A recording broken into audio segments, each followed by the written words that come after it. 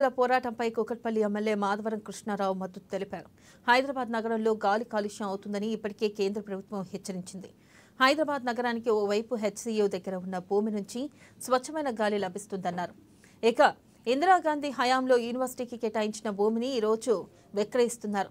హైదరాబాద్ నగరం బాగుండాలి అని కేసీఆర్ హరితహారం చేపట్టి అనేక మొక్కలను నాటితే నేడు చెట్లుగా మారి నీడను గాలిని ఇస్తున్నాయి. నగరానికి ఆక్సిజన్ అందించే హెచ్సీయూ భూములను కాపాడాల్సిన బాధ్యత ప్రతి ఒక్క పౌరుడిపై ఉందన్నారు ఎమ్మెల్యే మాధవరం కృష్ణారావు.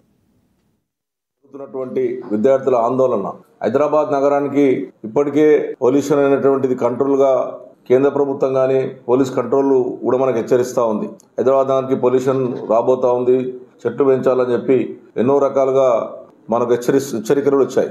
ఈ ప్రభుత్వం వచ్చిన తర్వాత, రాష్ట్రంలో కాంగ్రెస్ పార్టీ వచ్చిన తర్వాత 4,17,000 కోట్ల రూపాయల 9.5 ఏళ్లలో మేము అభివృద్ధి కొరకు అప్పు చేస్తే, కాంగ్రెస్ పార్టీ వచ్చిన తర్వాత ఒక్క సంవత్సరమే 1,58,000 కోట్ల అప్పు చేసింది కాకుండా ప్రజలకు ఇచ్చింది కూడా ఏం లేదు. ఆ రోజున మేము అప్పు చేసామంటే ప్రజలకు కళ్యాణ లక్ష్మి ఇచ్చాం, 2,000 పింఛన్లు ఇచ్చాం. అదేవిధంగా ఈ రోజు వాళ్ళు మాట్లాడుతున్నటువంటి ఏదైతే బియ్యంగా సంఖ్యలు గుద్దుకుంటా ఉన్నారో, ఆ రోజు 2 కిలోల బియ్యం ఉంటే ఇంటికి మనిషికి 6 కిలోల నుంచి 8 కిలోల బియ్యం ఇచ్చాం.